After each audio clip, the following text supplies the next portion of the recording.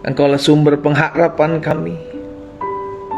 Apapun badai hidup yang hari-hari ini kami hadapi, kami tahu segala perkara dapat kami tanggung di dalam Yesus yang memberikan kekuatan buat setiap kami. Kami tahu karena kami mengerti Tuhan mengasihi kami, Tuhan tidak pernah meninggalkan kami untuk berjalan seorang diri. Kalaupun ada ujian, kalaupun ada tantangan, kalaupun ada masalah yang sampai hari ini kami gumuli, kami tahu Tuhan tidak akan mengizinkan sesuatu melebihi kekuatan kami. Dan Tuhan setia. Engkau selalu memberikan jalan keluar buat setiap kami. Kalaupun kami belum menemukan jalan keluar di depan kami, kami tahu kaki ini akan dikuatkan oleh Tuhan. Hidup kami tahu Tuhan yang memampukan kami, Tuhan yang menopang kami, Tuhan yang memberikan pengharapan dan menyediakan kekuatannya bagi kami. Bagian kami tetap setia, bagian kami tetap terus berjuang, bagian kami tidak boleh kehilangan iman dan pengharapan. Karena kami tahu jerih lelah kami dalam kami mencari Tuhan tidak ada yang sia-sia. Pagi hari ini ya Bapa yang baik, kami mengucap syukur buat keberkatan-Mu. Kami mengucap syukur buat kesempatan yang Tuhan anugerahkan bagi kami di rumah kami masing-masing. Kami boleh mengambil waktu berdiam di kaki Tuhan. Kami boleh mengambil waktu memuji dan menyembah Tuhan. Karena kami percaya Engkau Allah bertahta, Engkau Allah bersemayam di atas puji-pujian umat-Mu. Itu sebabnya pagi hari ini ya Bapa, kami umat-Mu bersatu hati. Kami buka hati kami untuk mendengarkan sebagian daripada firman-Mu. Karena kami percaya langit dan bumi akan berlalu, tetapi firman-Mu tinggal tetap. Dan kami percaya apa yang keluar dari mulutnya Allah tidak akan pernah kembali kepadamu dengan sia-sia, melainkan akan mengerjakan apa yang Kau perintahkan dan berhasil dalam apa yang Kau suruhkan. Sehingga kami umat-Mu yang mendengar firman-Mu pada pagi hari ini, kami mengaminkan terjadi dalam hidup kami. Karena kami tahu Tuhan yang berperkara dalam kehidupan kami. Sampaikan sesuatu bagi masing-masing kami ya Roh Kudus. Kami perlu firman-Mu, kami perlu tuntunan-Mu, kami perlu arahan. Di dalam nama Tuhan Yesus Kristus kami berdoa. Haleluya. Sama-sama kita katakan amin. Amin, amin. Puji Tuhan. Sama-sama bilang sama saya, Tuhan sumber kekuatan saya. Kurang mantap Ayo, saya percaya kita bisa lebih semangat lagi. Karena kita tahu kita tidak pernah berjuang sendiri. Sama-sama bilang sama saya, Tuhan sumber kekuatan saya. Amin. Kalau kita tahu Tuhan sumber kekuatan kita, berarti kita sadar kekuatan kita tidak akan pernah habis. Karena apa? Karena Tuhan eternal, Tuhan abadi, Tuhan ada dalam kehidupan langkah kita. Jadi kalau kekuatan kita berasal daripada Tuhan, maka kita tidak akan pernah kehilangan kekuatan. Benarlah apa yang dikatakan firman Tuhan. Orang yang menanti-nantikan Tuhan, dia tidak akan pernah mengalami kelemahan. Dia akan terus mendapatkan kekuatan yang baru. Ia berjalan tidak menjadi lelah, ia berlari tidak menjadi lesu. Kenapa? Karena kekuatannya berasal daripada Tuhan. Ini yang saya rindukan buat setiap kita, agar kita menyadari kekuatan kita berasal daripada Tuhan. Kalau Tuhan yang menjadikan kita jadikan Tuhan sebagai sumber kekuatan dalam kehidupan kita, maka apapun yang namanya badai hidup menghampiri hidup kita, kita cuma bisa bilang, hai masalah, aku punya Tuhan yang besar. Haleluya. Yesus dahsyat. Mari saudara dikasih dalam Tuhan, pagi hari ini kita ambil Alkitab kita di rumah kita masing-masing, dan kita akan kembali merenungkan kebenaran firman Tuhan. Dalam Kejadian pasal yang ke-47 hari ini, saudara dikasih dalam Tuhan, Kejadian pasal yang ke-47 ayat yang pertama sampai dengan ayat yang ke-12. Kejadian pasal 47 ayat yang pertama sampai dengan ayat yang ke-12. Kemudian pergilah Yusuf memberitahukan kepada Firaun. Jadi ketika Yakub, ayahnya Yusuf, bersama dengan saudara-saudaranya sudah sampai di Goshen, saudara dikasih dalam Tuhan, maka Yusuf memberitahukan kepada Firaun.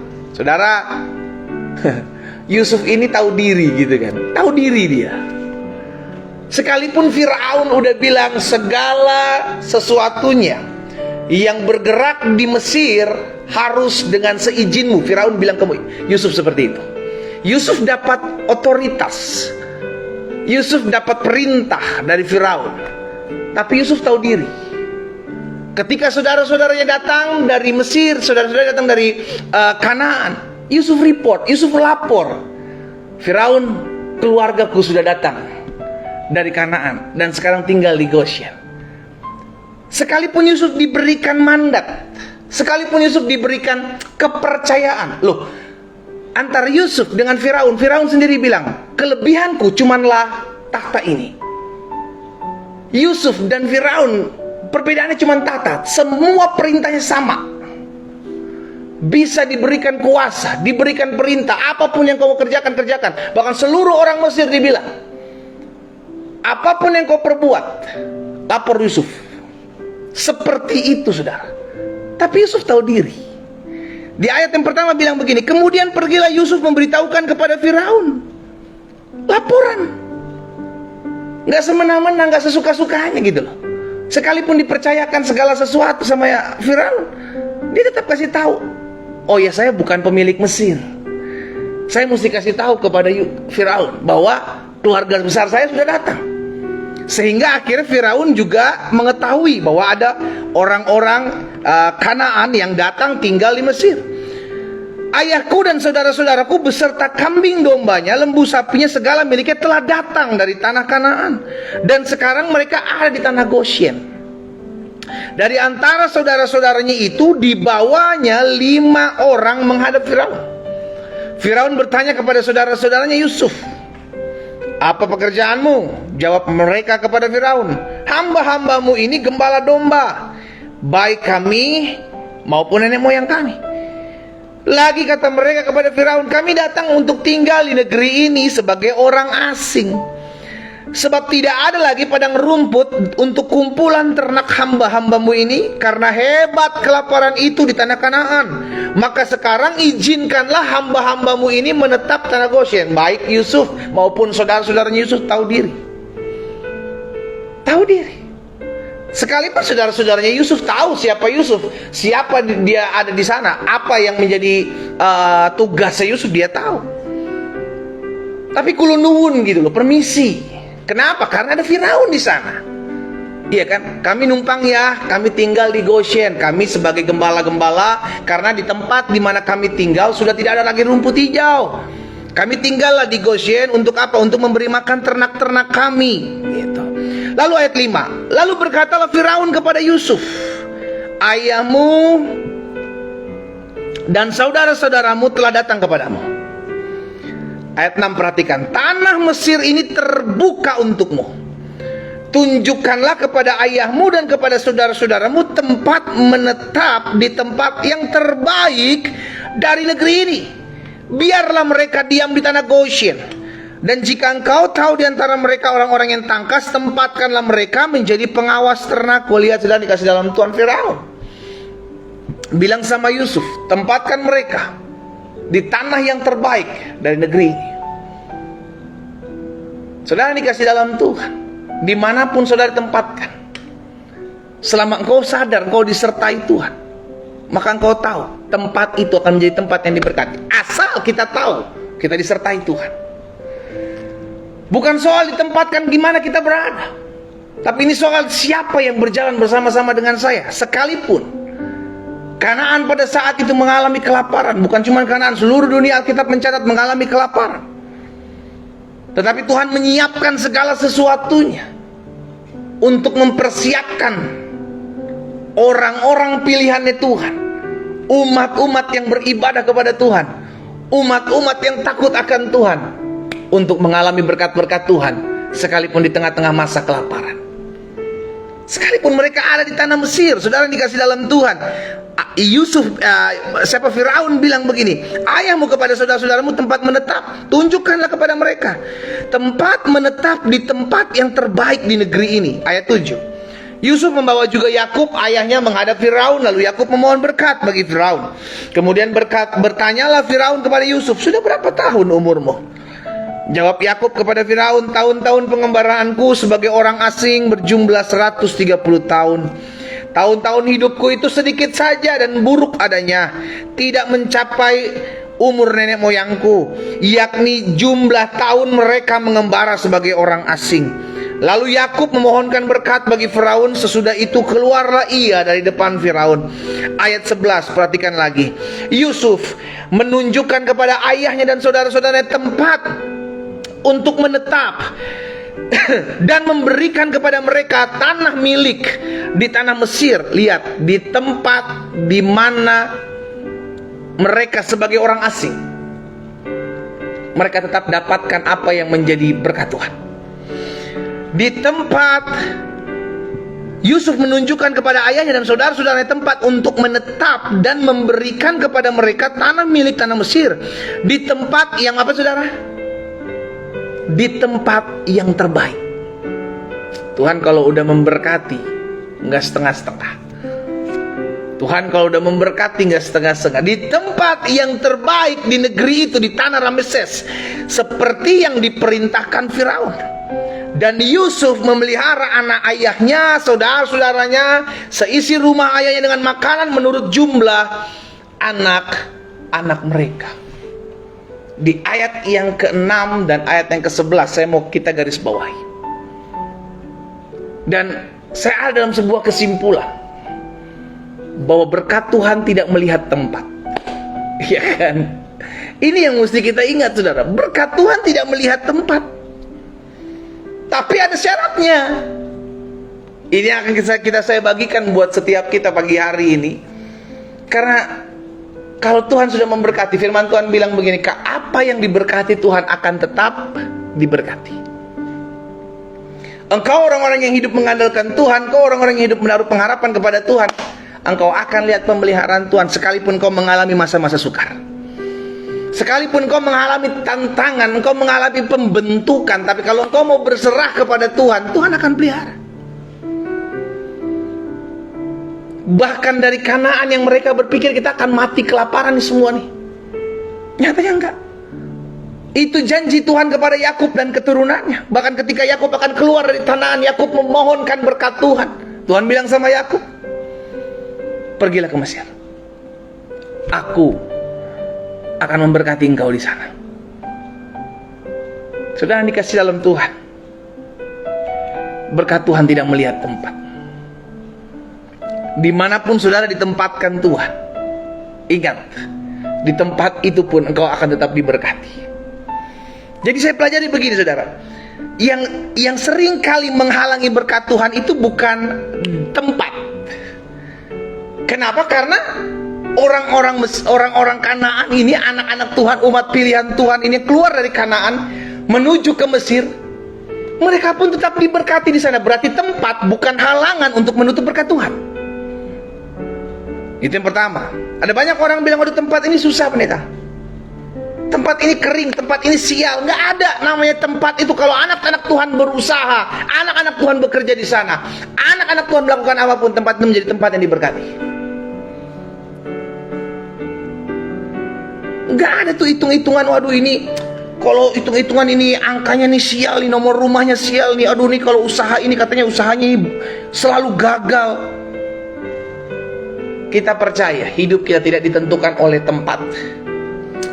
Hidup kita tidak ditentukan oleh sikap orang tentang kita, perilaku orang tentang kita. No, hidup kita ditentukan oleh Tuhan.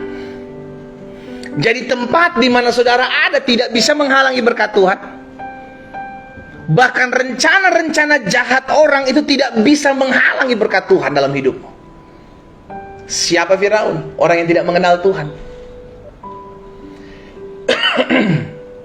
Tapi Tuhan pakai untuk menyediakan berkat, untuk menyediakan lahan, untuk memelihara umat pilihan Tuhan. Baik tempat maupun manusia tidak bisa menghalangi berkat Tuhan dalam hidupmu. Itu yang mesti kita tahu. Jadi kalau engkau dirugikan orang, kau nggak bisa bilang, waduh nih orang ini ngambil berkat saya pendeta. Enggak, Tuhan nggak pernah salah kasih berkat, saudara. Tuhan nggak bisa salah kasih berkat. Aduh salah, harusnya saya mau kasih ke A, saya malah kasih ke B. Nggak mungkin. Apa yang Tuhan berkati akan tetap diberkati. Berarti tempat kita, di mana kita tinggal, di mana kita hidup, di mana kita bekerja, tidak bisa menghalangi berkat Tuhan. Demikian pula siapapun yang berusaha menutup-nutupi berkat Tuhan dalam hidup kita, tidak akan pernah bisa menghalangi berkat Tuhan. Kalau ada satu orang yang mengeraskan hatinya, maka Tuhan pakai orang lain untuk memberkati hidup saudara dan saya. Sesimpel itu. Dia Tuhan. Apa yang dia mau, itu pasti terjadi. Jadi saya pelajari, bukan yang menghalangi berkat Tuhan dalam hidup kita itu bukan tempat, bukan orang-orang jahat di sekeliling kita, bukan keadaan, bukan.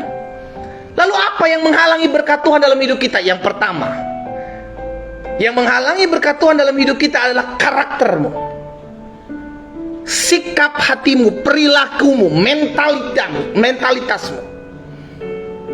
Itulah yang menghalangi berkat Tuhan ada dalam hidup kita.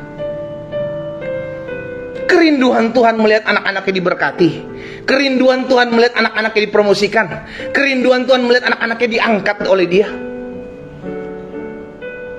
Saudara lihat, ada 3 orang yang saya ambil sebagai contoh. Yang pertama, Simson. Yang kedua, Saul. Dan yang ketiga, dalam perjanjian baru, Yudas. Siapa yang pilih mereka bertiga?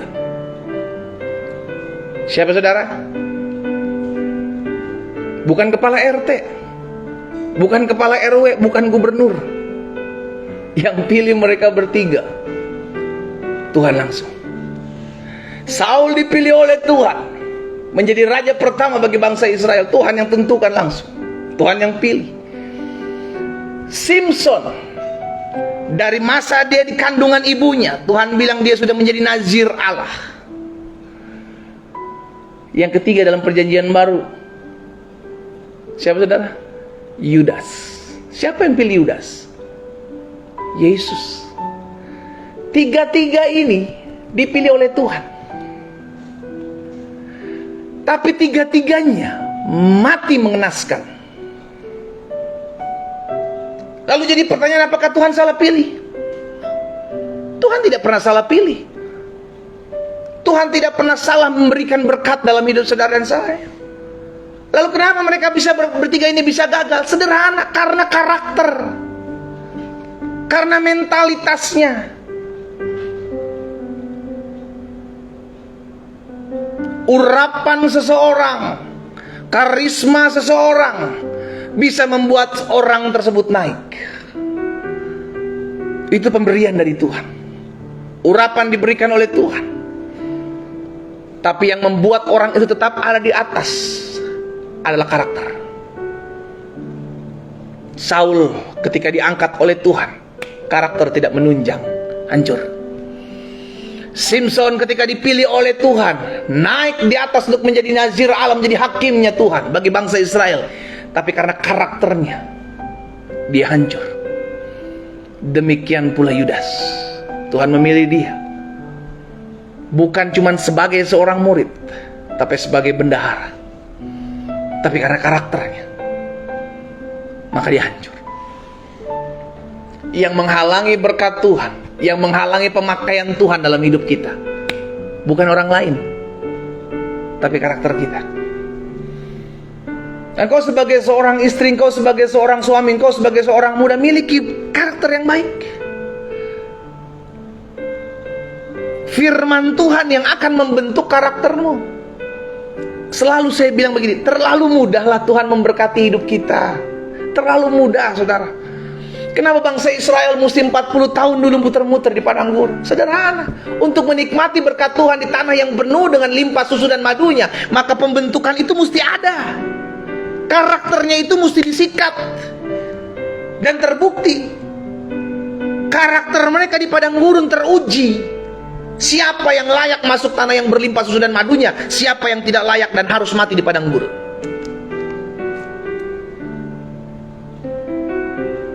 Setiap kita akan mengalami padang gurun di mana karakter kita dibentuk.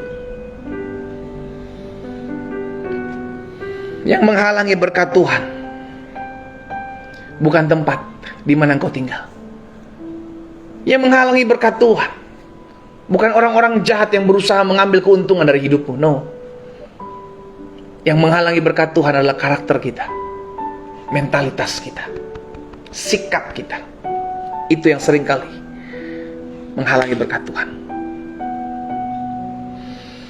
Yang kedua,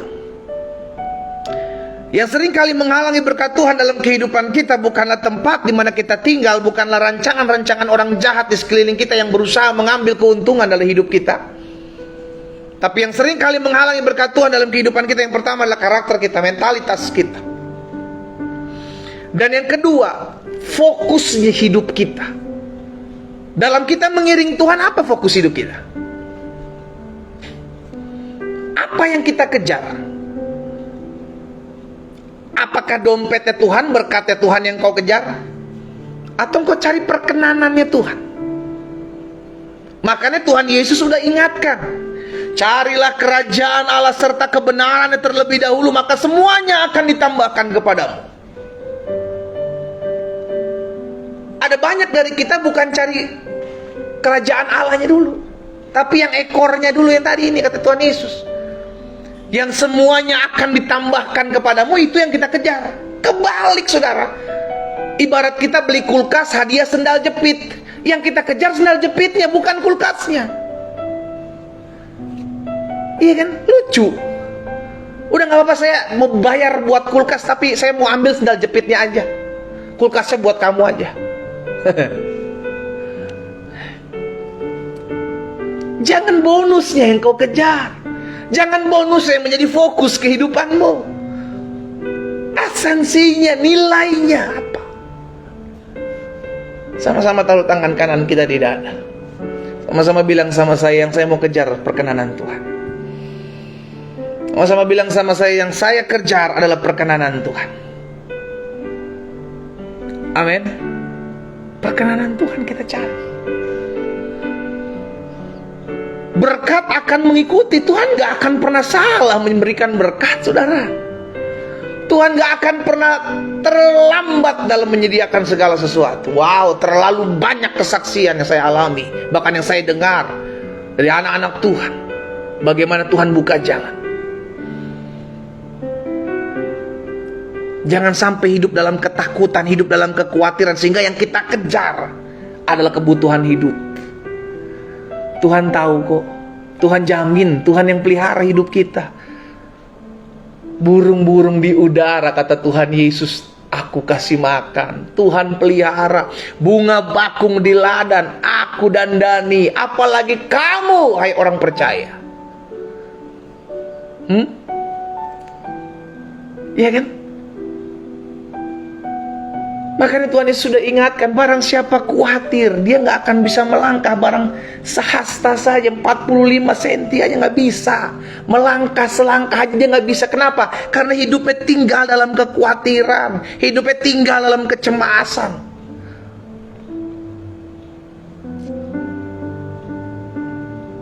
Apa fokus hidup kita? Saudara mesti sadar, saudara diciptakan Tuhan untuk kemuliaan Tuhan. Kalau Tuhan mau pakai hidup kita, maka Tuhan juga yang akan menyediakan apa yang menjadi keperluan kita. Itu jaminannya. Tapi yang terpenting kita mesti ngerti, saya tugasnya apa? Apa kewajiban saya? Jangan cuma kejar hak. Oh, hak saya menerima berkat Tuhan, hak saya mengalami anugerah dan keberkatan Tuhan. Betul. Tapi kau mesti kerjakan dulu kewajibanmu. Apa kewajibanmu? Sebagai orang-orang yang sudah diselamatkan, apa? Memuliakan Tuhan kan? Nanti hakmu akan Tuhan pelihara.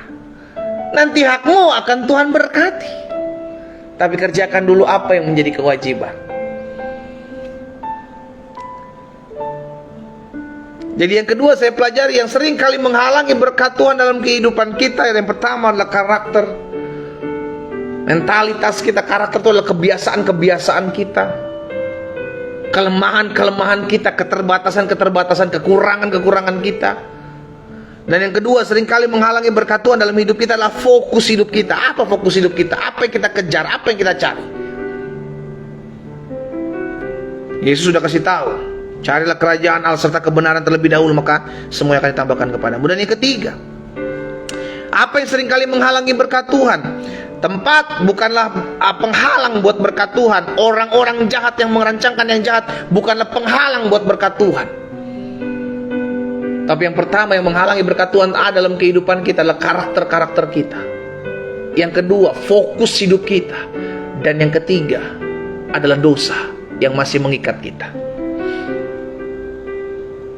Yesaya jelas mencatat dalam Yesaya 59 ayat 1 dan 2. Sesungguhnya tangan Tuhan tidak kurang panjang untuk menyelamatkan, pendengaran tidak kurang tajam untuk mendengar, tetapi yang merupakan pemisah antara kamu dan Allahmu ialah segala kejahatanmu, dan yang membuat dia menyembunyikan diri terhadap kamu sehingga ia tidak mendengar ialah segala dosamu. Jadi jelas, yang menjadi penghalang berkat ketika kita masih tinggal dan kompromi dengan dosa-dosa kita. Stop, tinggalkan itu. Kalau kau rindu mengalami keberkatan Tuhan, kau rindu mengalami pemulihan Tuhan, kau rindu hidup melihat hidupmu dipulihkan, kau rindu hidupmu diangkat oleh Tuhan, tinggalkan. Tinggalkan dosa-dosamu, tinggalkan kebiasaan-kebiasaanmu yang buruk, tinggalkan hal-hal yang membuat engkau jauh dari Tuhan. Itu hanya membuat kita terpisah dari Tuhan. Buat apa kalau itu hanya membuat kita terpisah dari Tuhan? Buat apa kita lakukan terus? Mungkin buat daging kita enak, mungkin buat daging kita terpuaskan, tapi justru itu membuat kita terjauh dari Tuhan. Kau sedang menyalibkan Kristus kali yang kedua. Nah, jadi 3 hal ini saya ingatkan buat setiap kita. Tempat di mana kita tinggal, tempat di mana kita usaha, tempat di mana kita bekerja tidak menjadi penghalang buat berkat Tuhan dalam hidupmu. No, tempat apapun kata orang itu tetap menjadi tempat yang diberkati. Terbukti, umat pilihan Tuhan dari Kanaan masuk ke tanah Mesir, di negeri orang, mereka tetap hidup dalam keberkatan Tuhan. Ditempatkan di negeri yang tidak dikenal mereka, tapi di tempat itu mereka makan hasil yang terbaik. Jadi tempat tidak bisa menghalangi berkat Tuhan dalam hidupmu. Termasuk rencana-rencana orang jahat dalam hidupmu, gak bisa menghalangi berkat Tuhan dalam hidup. Bahkan terkadang ada rencana-rencana orang jahat dalam hidupmu yang membawa kita menikmati berkat-berkat Tuhan. Lihat hidup Yusuf, dirancangkan yang jahat oleh kakak-kakaknya, tapi ternyata Tuhan izinkan untuk apa? Untuk mereka sama-sama menikmati anugerah Tuhan. Yang menghalangi berkat kita bukan tempat, yang menghalangi berkat kita bukan orang-orang yang jahat mengambil keuntungan dalam hidup kita. Yang menghalangi berkat kita, berkat Tuhan dalam hidup kita, yang pertama adalah karakter kita, yang kedua adalah tujuan hidup kita, fokus hidup kita, dan yang ketiga karena dosa-dosa kita. Nah, karena berkat Tuhan tidak melihat tempat, ini yang saya pelajari. Karena berkat Tuhan tidak melihat tempat, maka yang pertama jangan khawatir tentang apapun juga. Berkat Tuhan tidak memandang tempat. Dimanapun Tuhan tempatkan kau berada, engkau menjadi orang-orang yang berkat. Asal jaga 3 hal tadi ya: karaktermu, fokus hidupmu, dan dosa-dosa itu jauhkan. Ketika engkau melakukan hal ini, berkat Tuhan ada dalam kehidupanmu. Karena kita tahu, kita sadar berkat Tuhan selalu ada dalam hidup kita. Yang pertama, jangan khawatir tentang apapun juga. Apapun juga, kesehatanmu lah, masa depanmu kah, ekonomimu kah, rumah tanggamu, serahkan. Alkitab udah bilang begini, serahkanlah segala kekhawatiranmu kepada Tuhan, sebab Tuhan yang apa saudara? Memelihara. Kalau kita tahu hidup kita dipelihara oleh Tuhan, hidup kita dijamin oleh Tuhan, lakukan aja bagian kita, kerjakan aja bagian kita, tanggung jawab aja dulu. Urusan pemeliharaan itu urusan Bapa kita di sorga. Haleluya. Yang kedua, karena berkat Tuhan tidak melihat tempat dalam hidup kita, maka tetaplah setia. Apapun harga yang harus engkau hadapi, apapun harga yang harus engkau pikul, salib yang harus engkau pikul, harga yang harus engkau ambil, lakukan dengan setia. Karena Tuhan akan lihat setiap perjuangan-perjuangan kita. Tuhan akan lihat setiap tetesan-tetesan air mata kita. Sekalipun kita meneteskan air mata kita, kita mau tetap bertahan. Sekalipun saya ditindas, saya tetap mau berjuang. Dan Tuhan perhitungkan hal Tetaplah setia. Kenapa kita perlu setia sampai akhir? Karena hanya orang-orang yang bertahan sampai akhir, dialah yang beroleh selamat. Dan yang ketiga, yang terakhir, karena berkat Tuhan tidak melihat tempat, maka tetaplah pegang janji Tuhan. Kita hidup bukan karena melihat, kita hidup karena percaya. Kita percaya karena apa? Percaya bahwa janji Tuhan pasti tergenapi dalam kehidupan kita. Amin, saudara. 3 hal ini saya bagikan buat setiap kita. Apa yang menjadi penghalang berkat Tuhan, dan ketika kita tahu berkat Tuhan ada dalam kehidupan kita, maka apa yang harus kita lakukan, saya bagikan pagi hari ini. Agar kita menyadari, dimanapun Tuhan tempatkan saudara dan saya, apapun pekerjaanmu, apapun usahamu, apapun studimu, dimanapun kau ditempatkan Tuhan, tetap ingat, dimana aku berada, kesanalah berkat-berkat Tuhan dicurahkan. Tanah yang tempat aku, dimana aku memijakkan kakiku, tanah itu akan menjadi tanah yang diberkati oleh Tuhan. Sekalipun orang-orang bilang tanah itu tanah susah, tanah itu tanah penderitaan, tanah itu adalah tanah yang dikutuk, kalau ada anak-anak Tuhan, maka berkat Tuhan ada dalam kehidupan kita. Namun 3 hal ini kita ingat, hati-hati dengan karaktermu. Yang kedua, fokus hidupmu, hati-hati. Dan jangan sampai engkau, yang ketiga, tetap tinggal dalam dosa-dosamu. Jauhkan itu. Kita berdoa, kita datang kepada Tuhan. Bapak, hari ini kami bersyukur buat kasih setia Tuhan, buat anugerah Tuhan dalam kehidupan kami. Kami percaya pagi hari ini menjadi pagi berkat, di mana kami diingatkan, kami diperbaharui, kami belajar banyak hal, sehingga kami menjadi orang-orang yang terus bertumbuh dalam kedewasaan. Kami bertumbuh dalam iman kami. Bahkan kami bersyukur karena hari ini kami dibukakan bahwa dimanapun Tuhan tempatkan kami berada, kemanapun Tuhan mengutus kami tahu kesanalah pemeliharaan Tuhan nyatakan. Dan hari ini kami diingatkan ya Bapa, bahwa tempat tidak bisa menghalangi berkat-Mu. Orang-orang jahat dengan segala rencananya tidak bisa menutupi berkat-Mu dalam kehidupan kami. Yang sering kali menutupi berkat Tuhan dalam hidup kami adalah karakter kami, kebiasaan-kebiasaan kami yang buruk, tindakan-tindakan kami seperti anak-anaknya Tuhan. Itulah yang seringkali membuat kami jauh dari berkat-berkat Tuhan. Tapi hari ini kami juga diingatkan, apa yang menjadi fokus hidup kami, tujuan kami, itulah yang menentukan apa yang ada dan Tuhan nyatakan dalam kehidupan kami. Bahkan ketika kami masih tinggal dalam dosa, justru itu juga yang membuat kami jauh dari setiap apa yang menjadi berkat-berkat Tuhan. Dan hari ini kami diingatkan, Tuhan Yesus tolong kami. Dimanapun kami berada, kami menjadi orang-orang yang terus diubahkan. Kami menjadi pribadi orang-orang yang terus mengalami kedewasaan. Dan kami menyadari kami harus mengerjakan apa yang menjadi tanggung jawab kami sebagai anak-anak Tuhan yang sudah diselamatkan. Biarlah hidup kami selalu membawa kemuliaan bagi nama Tuhan. Tuhan tolong kami. Hamba berdoa menyerahkan umat-Mu masing-masing dimanapun mereka berada. Mereka yang bergabung melalui Facebook, mereka yang bergabung melalui Instagram, mereka yang bergabung melalui Zoom, hamba berdoa dan hamba ucapkan berkat di dalam nama Yesus. Tuhan Allah memberkati kehidupan mereka. Tuhan tolong sehingga setiap mereka boleh melihat anugerah-Mu, boleh melihat keberkatan-Mu, boleh melihat pemeliharaan-Mu yang ajaib. Hamba juga berdoa buat yang sakit, Allah, tergenapi firman-Mu dalam kehidupan kami. Disampaikan firman, disembuhkan mereka, terjadi dalam hidup mereka. Segala sakit penyakit, segala kelemahan tubuh, bilur-bilur-Mu menyembuhkan mereka di dalam nama Yesus. Firman sudah kami dengar, materaikan dalam hati kami ya Allah, sehingga kami menjadi pribadi-pribadi yang selalu diubahkan hari demi hari. Dan biarlah hidup kami selalu mempermuliakan nama Tuhan. Hamba menyerahkan juga setiap umat-Mu, mereka yang hari-hari ini bergumul buat perekonomian mereka, mereka yang hari-hari ini bergumul untuk dapat melunaskan setiap utang piutang mereka. Hamba-Mu berdoa dan hamba mengucapkan berkat di dalam nama Yesus. Tuhan beri mereka hikmat dalam mengelola setiap keuangan. Hamba berdoa di dalam nama Tuhan Yesus, Tuhan juga yang memberkati dan membukakan setiap pintu-pintu yang tertutup bagi mereka, sehingga usaha mereka, pekerjaan mereka diberkati oleh Tuhan di dalam nama Tuhan Yesus. Kami pegang janji firman Tuhan, singa muda boleh merana kelaparan, tapi orang-orang yang takut akan Tuhan tidak akan kekurangan suatu apapun yang baik. Terima kasih Bapa yang baik.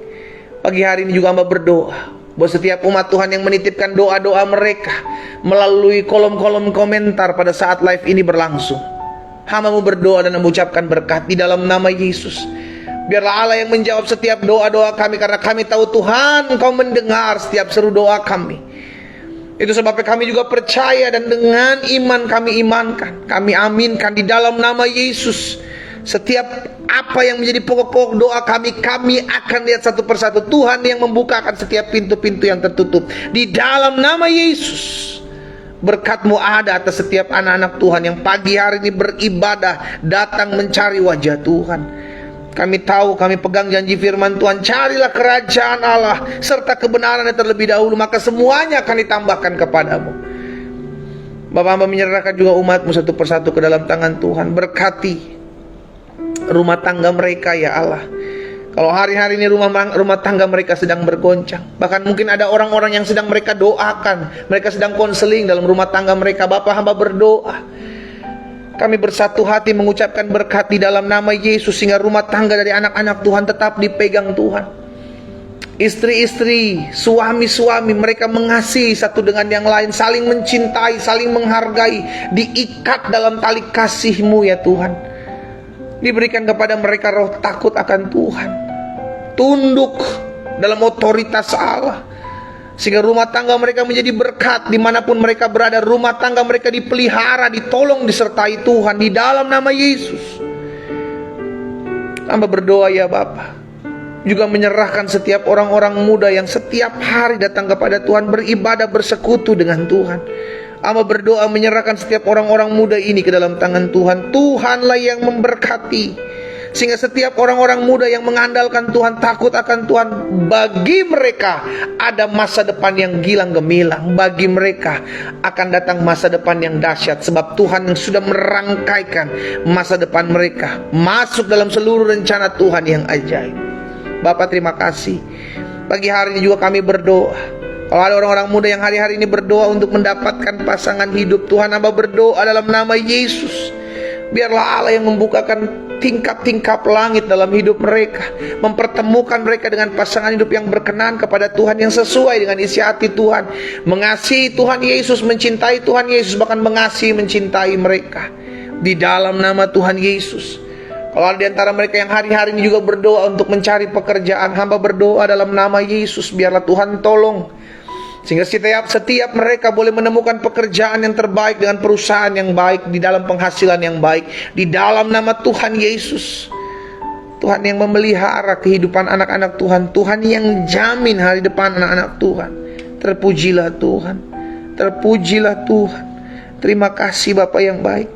Pagi hari ini juga kami berdoa, menyerahkan ke dalam tangan Tuhan. Kalau ada di antara umat-Mu yang hari-hari ini sedang memiliki hubungan yang tidak baik, antara orang tua dengan anak, adik dengan kakak, mertua dengan menantu, bahkan suami dengan istri, hari ini mereka memiliki kerinduan untuk dipulihkan ya Tuhan. Kami percaya Tuhan sanggup memulihkan setiap anak-anak Tuhan yang sedang berselisih hari-hari ini. Hamba berdoa sehingga ada rekonsiliasi terjadi antara hubungan adik dengan kakak, mertua dengan menantu, orang tua dengan anak, suami dengan istri. Kami bersatu hati, kami ucapkan berkat dalam nama Yesus.